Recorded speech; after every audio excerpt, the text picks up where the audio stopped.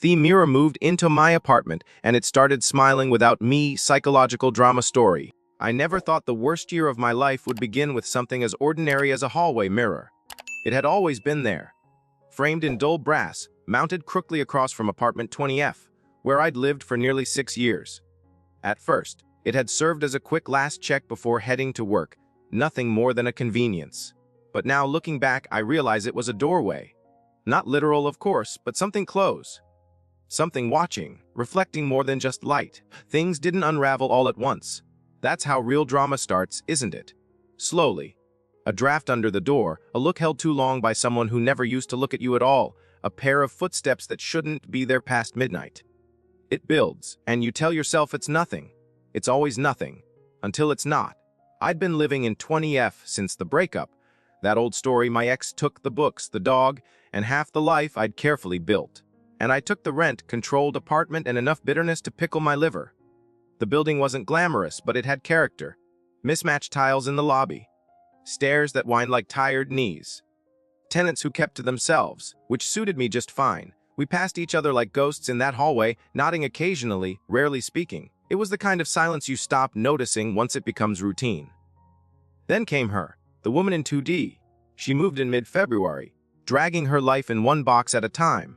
I remember because each box looked like it had survived a war. Torn at the corners, taped in ways that made no architectural sense. She wasn't graceful about it either. She swore under her breath with every trip. That was the first sound I heard from her. Low, aggravated muttering that made me smile behind my door. We didn't speak for the first 3 weeks. I only knew she smoked by the smell that drifted through the vents and sometimes out into the hall. She never turned on her hallway light. Her door creaked. Her lock took too long to turn. I noticed all this without meaning to, like someone attuning to a rhythm they never meant to dance to. I caught my first glimpse of her in that mirror. It was late, maybe 1:30, and I was coming back from a shift I didn't want to take. The hallway was darker than usual, the overhead light flickering like it was on life support. I saw movement, turned, and there she was, standing behind me in the reflection. I hadn't heard her door open. I hadn't heard a step. But there she stood barefoot, wearing a long gray sweatshirt that reached her knees. Her hair was damp. She looked tired, but not in the way people get after a long day. Tired like the world had tried to erase her and failed. She didn't look at me, only at the mirror. Then she turned and went back inside without a word. That image stayed with me, the way the mirror caught her. Too sharply, like it didn't quite belong in the same frame as the rest of the hallway. I chalked it up to exhaustion and too many hours on my feet. I stopped thinking about it until the noises started. It began as a scraping, not loud, just persistent, like furniture being dragged across the floor. Always at night, always from below. Only problem was, there were no units below us. 20F and 2D were the lowest apartments in the building, sitting just above the boiler room. I asked the super, this cranky guy named Roscoe who wore the same paint, stained overalls every day, if he'd been down there. He just blinked, scratched something invisible on his neck, and said he hadn't touched the boiler room since last fall. I left it alone. Maybe old pipes groaned differently in winter. Maybe I was imagining things. But then things started going missing. Not big things, just little stuff, like the lid to my sugar jar, or one sock from a matched pair, or my favorite mug. Once I found my toothbrush sitting in the fridge. I laughed it off, told myself it was stress. Work had been hell, after all, and I hadn't taken a proper break in months. But something in the back of my mind felt shifted. Off axis. Like the inside of my apartment no longer matched the map I had in my head. I started to lock my bedroom door at night. I told no one. Then the woman in 2D knocked, nearly 2 again. I was reading, or trying to, when the knock came. 3 sharp raps, hesitant but not weak. I didn't want to answer. Something told me not to. But I did. She stood there, barefoot again, sweatshirt hanging off one shoulder. Her eyes were wide, glassy, like someone on the verge of tears or hysteria. She didn't say anything at first. Just looked past me into my apartment like she was searching for something. Do you hear them too? She finally whispered. That's all she said. No greeting, no explanation. Just that one question. And before I could even process it, she turned and walked away. The next day, she didn't leave her apartment. Not that I saw. I even waited by the peephole like a creep. Nothing. No footsteps, no cigarette smoke, silence. The kind that vibrates. That afternoon, I tried her door, not to knock, just to see. It wasn't locked. I swear to you, it wasn't locked. The knob turned freely. But I didn't open it. Something about that moment felt final, like opening the door would be choosing a direction I couldn't come back from. That night, I dreamed of the mirror. In the dream, it was clearer than any mirror should be, like it had no glass at all, just another hallway behind it. And in that reflection, I saw her, not standing, hanging. From the ceiling, her eyes open and staring at me. I woke up with a start, sweating, heart beating out of rhythm. I wanted to tell myself it was just a dream, but the hallway smelled like cigarettes again. And when I opened my door to check, the mirror was gone. Not broken. Not removed. Gone. The screws were still in the wall. The dust outline of its shape still clung to the paint. But the mirror itself had vanished like it had never been there at all. I stood there for a full minute, trying to wrap my brain around what I was seeing, and that's when I noticed the door to 2D was open. Just a crack, like it had been left that way. The darkness behind it seemed thicker than it should have been. I don't know what compelled me, but I stepped forward, hand outstretched. The floor beneath me felt colder, like I'd stepped onto stone. I pushed the door open. The apartment was empty. I don't mean vacant. No furniture. No boxes. No smell of smoke. The air felt wrong. Dead and unmoving, like a place sealed too long. I stepped inside. The floor creaked once, sharply, then fell silent. Her bed was gone. The lamp she always used in the window. Gone. Even the scratch on the wall near the kitchen, which I'd noticed once when she left the door ajar, had vanished. But the mirror, that was there. Not on the wall, but leaning against it. And it wasn't the same one from the hallway. It was larger. Older. The brass frame looked almost black now, the edges curling like something had burned it. But the glass was perfect. Too perfect. I stepped closer. In the reflection, I could see my apartment door behind me, closed. But I hadn't shut it. I turned around. The door was open. I looked back. In the mirror, it was shut. I stared for a long time, not moving up, breathing. And then I saw her again, behind me, in the reflection. But this time, she wasn't barefoot. She wore my shoes, my coat, and she was smiling. Not at me. As me. I backed away, stumbled into the hallway, slammed my door, and locked every lock I had. I didn't sleep. I didn't eat. I watched the hallway for hours. Days. But 2D remained closed. Roscoe didn't remember anyone moving in there. Said the unit had been empty for years. I don't know what I believe anymore. But sometimes, late at night, I catch a glimpse of that mirror, just for a second, in places it shouldn't be, and in the reflection. I'm not alone. The days that followed felt like walking through someone else's dream. Familiar on the surface, but nothing underneath was quite right. I went through the motions, brushed my teeth. A toast I didn't taste. Rode the subway to work, where I sat at my desk, staring blankly at spreadsheets while my mind returned over and over to the apartment across the hall. 2D remained untouched. I would stand at my peephole like some obsessive surveillance camera, and the door never moved. Roscoe insisted no one had a key. He even let me follow him to the building records one afternoon, his stained fingers flipping through brittle folders as he muttered to himself. Last tenant in 2D was a Clara Mendez, he said, tapping an address card with a rusted paperclip on it. Moved out 6 years ago. Nothing since. Place is sealed. I asked him if he'd ever seen a woman living there recently. Maybe someone squatting. He shook his head. If someone broke in, the lock would show it. Besides, you think I don't notice an extra tenant? I fix every toilet in this dump. I'd know. I wanted to argue but didn't. What could I say? That I'd seen her in the hallway mirror. That she'd asked me about. Like some final whisper before vanishing into drywall. That she'd worn my coat in a reflection I was sure wasn't a dream. I'd be laughed out of the building. Or worse, asked to leave. And even then, something kept me rooted to 20F. A sick curiosity, maybe. The way people slow down near car accidents, not out of concern, but the dark need to see what shouldn't be seen.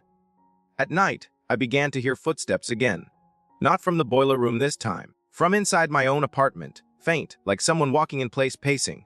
But only when I lay still. If I stood up, flicked the light on, nothing. But the air would be different. Not cold, not warm, just off.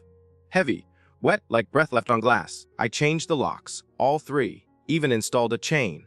But that didn't help. One morning I found the mirror again, this time propped against my closet. Same blackened brass. Same perfect, rippleless glass. I hadn't brought it in. No one could have. I lived alone. The windows were locked from the inside, the front door deadbolted. And yet there it was, sitting like it had always been mine. I stared at it for a long time, afraid to touch it. Something about its presence made the corners of the room feel too sharp. My breath sounded too loud. In the mirror, my reflection stared back too intently. No blink, no shift, as if it were waiting for me to do something specific. I covered it with a blanket and shoved it behind the couch. The house didn't feel better after that, only angrier. The lights flickered when I passed. My phone refused to hold a charge unless I plugged it in far from the mirror. Worst of all was the whispers. At first I thought they came from the walls, like old voices trapped in plaster. But they were too clear. He sees you now. You let her in. Not a reflection, not anymore. I thought I was going insane, even booked an appointment with a therapist. But every time I tried to explain, the words sounded ridiculous. So I lied. Told her I was dealing with work stress. She gave me breathing exercises and told me to stay off caffeine, as if decaf could make ghosts go away. I tried to throw the mirror out once, dragged it into the hallway, blanket and all, and left it by the elevator. But by the time I returned from work, it was back, leaning against the closet again. New dust. No scratches, like it hadn't moved at all. That night I dreamed of 2D. In the dream, I walked through its door without effort. Inside was pitch black except for the mirror on the wall, casting light from nowhere. In it, I saw myself. Older, bruised, teeth missing. I held something in my hand. A doorknob, bloody. I woke gasping, nails digging into my own arms so deeply they left crescent scars. I didn't sleep the next night. Or the one after. That week, a new tenant moved in upstairs. A couple, judging by the 2 sets of footsteps and muffled laughter. Normal people. I envied their ignorance. For 3 days, I ignored everything, went to work, at takeout, slept with all the lights on. The mirror remained where it was, but I refused to look. I treated it like a dead animal on the roadside. Just avert your eyes and keep moving. But on the 4th day, something changed. I came home to find my apartment door ajar. Just barely. The chain still locked, but the door swung on the hinge like someone had pushed from inside. I froze. Keys halfway out of the lock. I stood there listening. No sound, no movement. I tightened my grip on the keyring and slowly pushed the door open. The lights were off. The hallway behind me felt too still. I stepped in. Nothing looked disturbed. No broken windows, no missing items. The mirror, though it had moved, it now faced my bed. No blanket, no frame, just the glass, waiting. I'd had enough. I grabbed it, dragged it into the bathroom, and smashed it against the tub. The sound echoed through the apartment like a scream. Shards flew everywhere, slicing my hand. I didn't care. I kept hitting it, again and again until nothing was left but glittering dust and a twisted metal frame. I threw the remains into trash bags and carried them down to the curb. This time I waited. Watched the garbage truck swallow it whole. Finally, I thought it was over. But you can already guess it wasn't. 3 nights later, I was woken by something cold pressing against my feet. I opened my eyes and the mirror was back. Whole, upright, and worse. It reflected me lying in bed, except I wasn't asleep. I was smiling. The version of me in the mirror sat up, blinked, and then turned its head to look directly into my eyes. I jumped out of bed, nearly falling. But when I looked again, the mirror showed only my room. Empty. I ran. I didn't pack. I didn't even take my wallet. I just ran down the stairs and out into the street barefoot, blood smearing the pavement with every step. I checked into a motel across the city and stayed there for weeks. Paid in cash. Changed my number. Told Roscoe to mail whatever mail came in under a fake name. I didn't want anything from that building. Not a single envelope. Eventually, I found a sublet across town. High up. Bright. No mirrors. I taped newspaper over the ones I couldn't move. I started seeing the therapist again. I told her everything. This time, she didn't laugh. She asked if there was any history of schizophrenia in my family. I told her no. She nodded like that meant something. Prescribed something that made my thoughts slow like syrup. But the images kept coming. Not in dreams. In puddles. In shiny doorknobs. In other people's sunglasses. Always a flicker. Me, but not me. Sometimes looking out. Sometimes looking in. Always watching. Last week, I received a package. No return address. Inside, my toothbrush, the one I'd found in the fridge, wrapped in tissue, taped to a note, only one word written. Soon. I burned the note, took it out into the alley behind the building, set it on fire inside an old soup can, and watched the flames consume the word like that could erase it from my mind. But soon is not something you forget. It lingers. It attaches itself to every tick of the clock, every shadow that moves just a little too slowly, every sound that doesn't have an immediate source. I stopped answering my phone. I taped over the peephole. I unplugged the television after it flickered one night and showed not static but the hallway from my old building. For 5 seconds, then it went black. No one believed me. The therapist said trauma had made me paranoid. My cousin, when I finally answered his calls, offered to visit, but I told him I was fine. I was not fine. I knew I wasn't, but if someone else saw it, saw me, what would that mean? That it was real. That it could follow anyone. That whatever wasn't bound to 20F or 2D or any address at all. I didn't want that for anyone else. So I kept it all inside, until I couldn't anymore. It started again with a knock. Always with the knock. 3 slow taps. Not from the door this time. From the mirror I'd forgotten was still inside the medicine cabinet. I hadn't looked at it in weeks, not directly. I'd been careful, but I heard the knock from inside. Metal on glass. Measured. Patient. I opened the cabinet slowly. There was nothing there, just my reflection pale and wide-eyed. I leaned in closer, and my reflection didn't move. Not immediately, just a split second too late. Then it blinked. I staggered back, slamming the cabinet shut. I packed that night. Clothes, ID, charger. Threw it all into a bag and left the apartment without turning off the lights. I didn't have a plan, only a direction. Away. I boarded a bus headed north and didn't get off for 8 hours. Ended up in a town I'd never heard of, renting a room above a bait shop run by a woman with one eye and a pet rooster. The place smelled like old nets and brine, but it was clean and didn't have any mirrors. I slept with a knife under my pillow. Weeks passed. I stopped seeing things. The voices went quiet. I started walking again, eating real meals. I even read a book for the first time in months. I began to think. Maybe distance worked.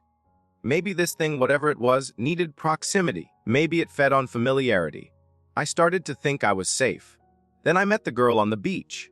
She was maybe 10, sitting alone on the rocks, throwing shells into the water one at a time, like she was counting something only she could see. I sat a few feet away, just to enjoy the salt breeze. She looked at me and said, "You have one too, don't you?" My heart stopped. "One what?"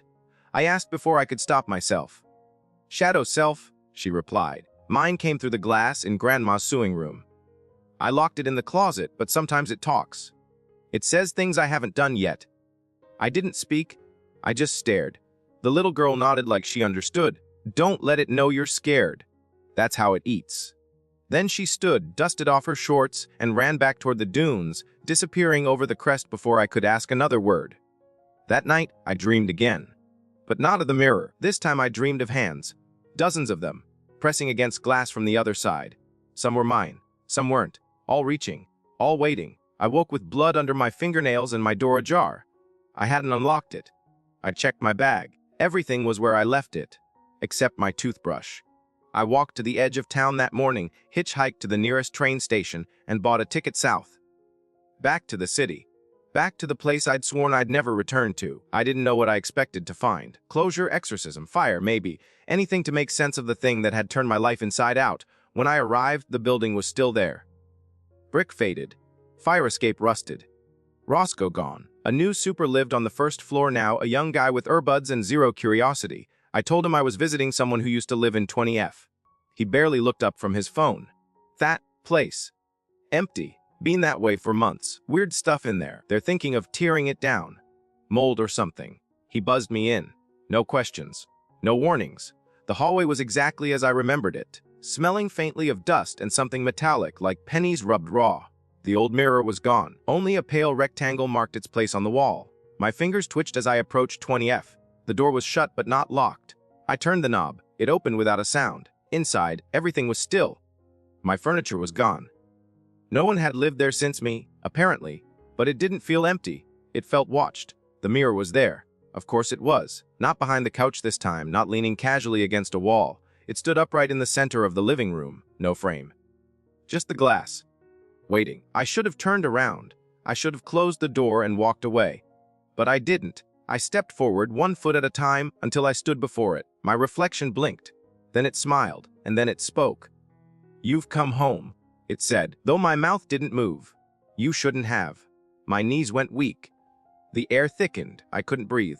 I reached for something, anything, and my fingers brushed the edge of the mirror. Cold. Too cold. Like touching dry ice. And in that instant, everything flipped. I was inside. Not metaphorically. Literally inside. Trapped behind the glass, screaming without sound. Watching as my body, no, its body, stepped away from the mirror, stretched its neck like trying on a new skin, and looked around the apartment with satisfaction. Then it turned off the light, and I was left in the dark, behind the glass. Alone. That was 3 days ago. I know because I've seen the clock outside tick by in perfect silence. No sound carries through. No touch works. I've screamed until my throat gave out, but the figure on the other side, me but not, doesn't look back. It goes about my life now, eats, sleeps, laughs into a phone I can't hear. Sometimes it looks at the mirror just to grin, like it knows, like it enjoys knowing I'm still here. I don't know what it wants. I don't know if this was always the plan. But the worst part, there's more of them. I've seen them. In the reflections of windows across the street, in puddles that never dry, people just like me, trapped, pounding silently, wide-eyed, pleading, replaced, and no one notices. You might have one too. You might already be seeing the signs. A missing toothbrush, a door left ajar, a reflection that blinks wrong. If you do, don't wait. Don't listen to it. And above all, don't let it smile first, because that's when it begins. I've lost track of time inside the mirror. The world outside moves like molasses in some moments and like a fast, forwarded movie in others. There are no nights here, no days, only the steady, unwavering light of the living room that filters in through the glass, never shifting, never dimming. I don't sleep. I don't need to. Whatever rules apply in the real world don't seem to hold here. But that doesn't mean I don't feel. I feel everything, every ache of being ignored, every panic tremor when I realize this could be forever, every silent scream that goes unanswered. I've become acquainted with my captor, the version of me walking around out there. I call it the other. I don't know what it is. Ghost, echo, demon. But it knows how to be me better than I ever did. It eats what I eat. It walks the way I walk. It even flinches at loud noises. But sometimes it slips, just enough. A tilt of the head that lingers too long. A smile that curls a little too high. Once I saw it talking to my therapist, and even through the glass I could see the tension in her face, like something felt off, but she couldn't place it. She didn't say anything. Of course, she didn't. Because it looks like me. Sounds like me. Who would ever question it? That's the most terrifying part. Not that I'm trapped, but that the world doesn't care. It keeps turning. People keep smiling at it, hugging it, believing it. And me? I'm nothing but a ghost in a pane of glass. But I'm not alone. That realization came slowly through patterns and repetition. Every few days, if you can call them that, I catch glimpses of others, trapped behind their own reflections, in mirrors that appear beside mine like windows in a high rise. I see a woman with dark curls mouthing words I can't understand, a boy maybe 16 pounding silently with bloodied fists, an old man curled in a corner, rocking. We're all here, forgotten, swapped out. It's a prison, but not a solitary one. And like any prison, there's a rhythm, a structure. The others, those who replaced us, don't seem to know we're still aware. Or maybe they do and just don't care. But the reflections, they can interact. Not physically. We can't touch, not even the glass. But we've learned to communicate. At first, it was just mimicry. I waved, and the woman with dark curls waved back. I pressed my palm to the glass. She mirrored it. Eventually, we developed a sort of code. Gestures, expressions, a language born of desperation. Through this, I learned her name, Alina. She was from San Diego, worked at a law firm, went to brush her teeth one morning and never came out of the bathroom. The thing that replaced her apparently got married 2 months later. She cried as she told me, pantomiming the story. I understood too well. We shared grief through facial contortions and silent screams. And then came the plan. She told me, over what felt like days of gestures, that sometimes, just sometimes, the others slip. And in those slips, they're vulnerable. Not much. A blink too slow. A mirror left uncovered too long. A light angled just right. She'd seen one broken. Not by her, but by someone else. Someone who realized in time. The real person hadn't come back, but the other. Its body, dropped like a marionette with cut strings. Whatever had animated it disappeared. And the mirror cracked. That was the key. Break the link, and maybe, just maybe, we get a chance. Not a guarantee, but a chance. I clung to that hope like a dying man clutches breath. I watched the other more closely. Studied it, waited, and one day, it blinked. Wrong again. Just for a moment, in front of the bathroom mirror, I felt something tremble behind my glass. A ripple, a shift. I knew it was the moment. But I was helpless. I couldn't shout, couldn't knock. Only hope someone, anyone, on the outside would see. That was when the girl came back, the one from the beach. She stood in front of my mirror for the first time since I'd been trapped. She looked taller. Older, maybe, but her eyes hadn't changed. She stared directly at me. Me, not the other, and she nodded. Slowly, deliberately. I pressed my palm to the glass. She raised her hand but didn't touch. Instead, she reached into her coat and pulled out a piece of chalk. White. Plain. And she began to draw on the mirror. Symbols. Circles. shapes that twisted in ways that hurt to look at. I didn't understand them, but I felt them, like vibrations inside my chest. The other felt it too. It walked into the room, paused, and turned its head with inhuman stiffness. Its face twisted, not confused, not angry, but something else, afraid. For the first time, the girl kept drawing. Faster now, her hand blurred. The glass began to fog from the edges inward. The reflection warped. I felt my bones shake. I couldn't breathe, couldn't move. My vision narrowed until all I could see was her face, focused, locked in some internal war I'd never understand. Then, C-R-O-C-K. The sound didn't, it was too loud, too final. The mirror split, not like a spider web, but like a clean break down the center. I fell, backward, out, into air, into heat, into noise. I landed hard on the floor of my old apartment, wooden boards beneath me, light in my eyes, air in my lungs, real air. I gasped, cried, laughed like a lunatic, but it didn't last. Because the other was still there, slumped against the wall, twitching, spasming like a puppet trying to dance without strings. It looked up at me, eyes wide, hollow. It opened its mouth, but the sound that came out wasn't mine, wasn't human. It gurgled, clicked. Then it screamed, not loud, deep, like a void tearing open. I grabbed the nearest object, a lamp, and swung, once, twice. The body collapsed. Still, not dead, not alive, just empty. The girl was gone. The mirror was dust. I stood there trembling as sirens wailed in the distance. Someone must have heard the crash. Maybe a neighbor, maybe the therapist. I didn't wait, I ran. Again. Always running, but this time I had a body, a life, mine. I vanished into the world, changed my name, burned everything I owned. I don't touch mirrors anymore. I cover hotel ones with towels. I won't walk past reflective glass at night. But sometimes I catch a flicker, a shape, a gesture too familiar. And I know it's not over.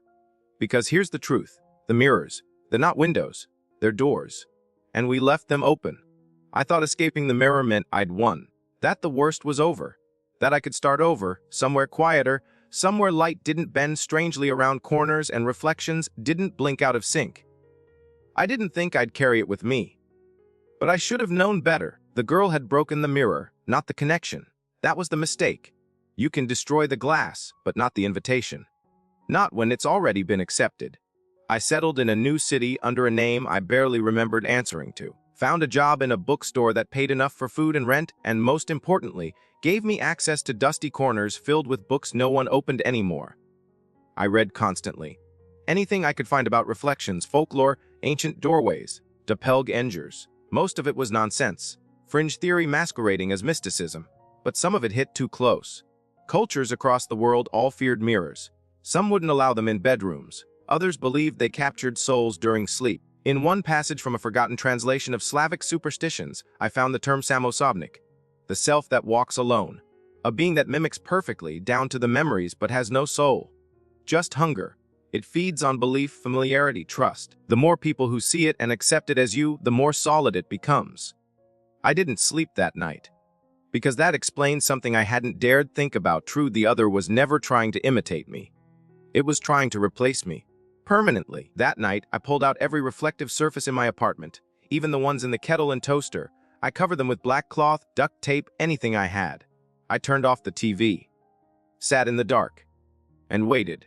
And that's when I felt it. Not a sound, not a knock, just a pressure, like a memory unfolding. I looked at the covered window and my breath caught. A shape, behind brick, standing still. Too still. I didn't move. I don't know how long I stayed like that, but when I blinked, it was gone. For days after, I kept to myself, went to work, came home, ate in silence. The employees at the bookstore didn't ask questions. They liked silence.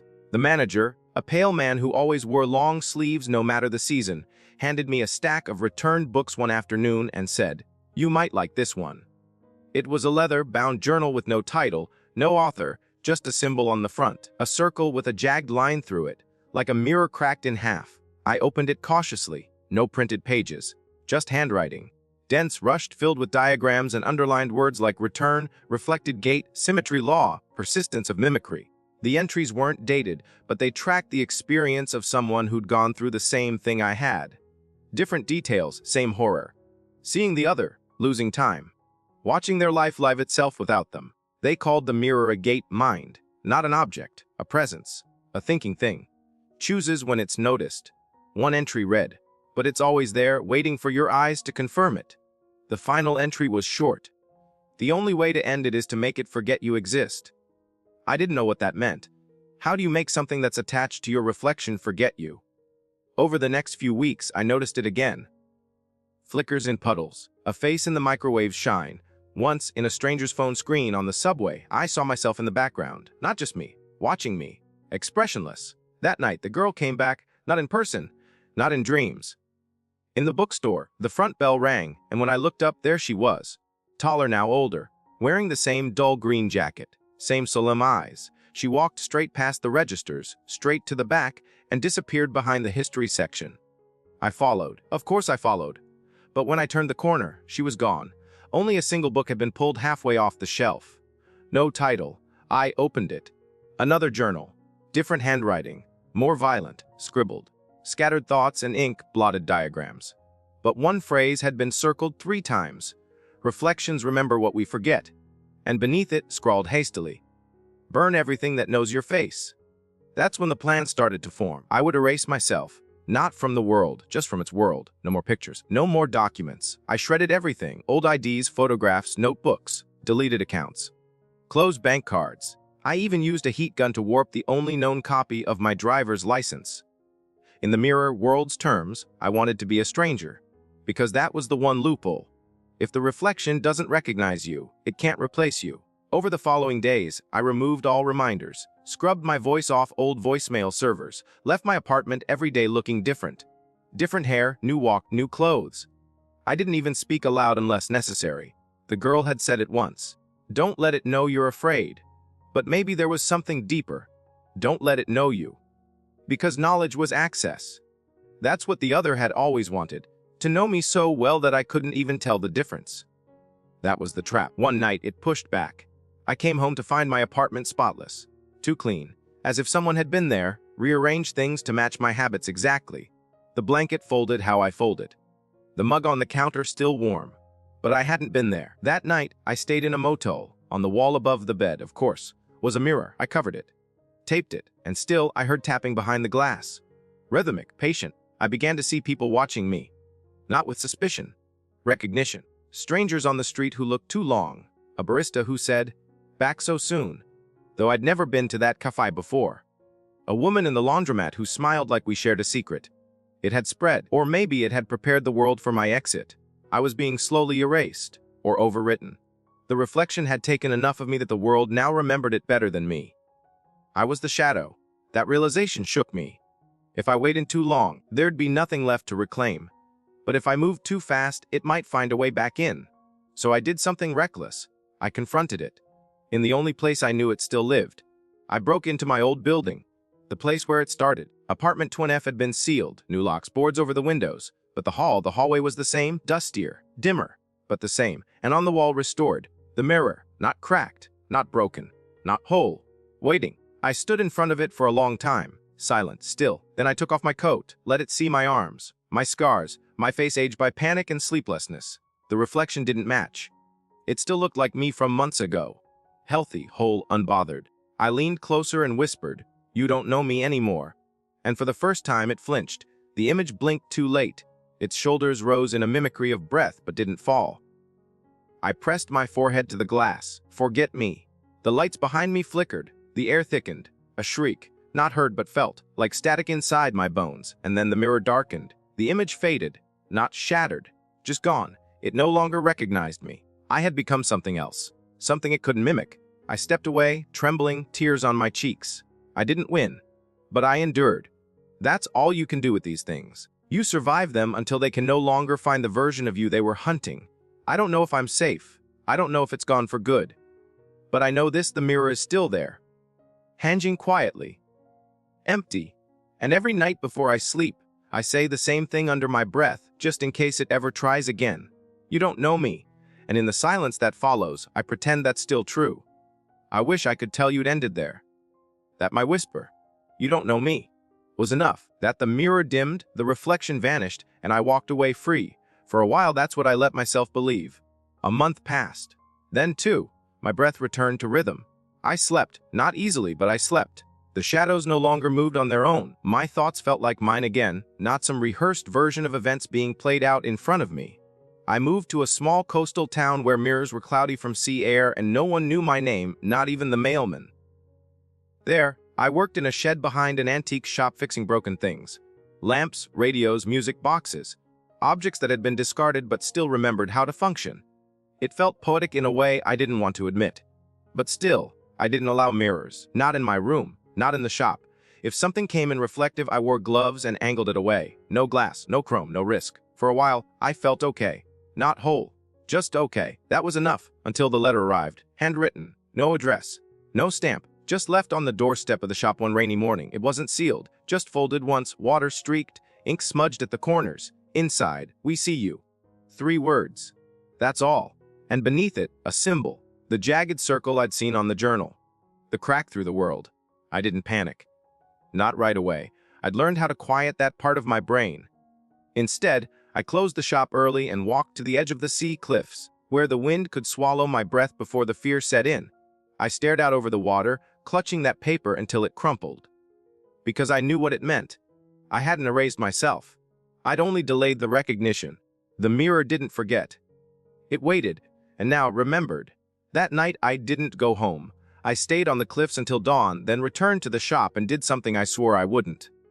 I uncovered the only mirror I'd kept, a warped piece of silvered glass inside the back of a restored jewelry box, barely larger than a hand. I'd left it because it was cracked, too distorted to reflect anything clearly. But that morning it did. It showed me exactly. Not my face. No, the mirror didn't reflect me. It reflected the other, sitting in a room I didn't recognize. Same eyes. Same posture. But older now, it had age evolved, and it was looking directly at me, smiling.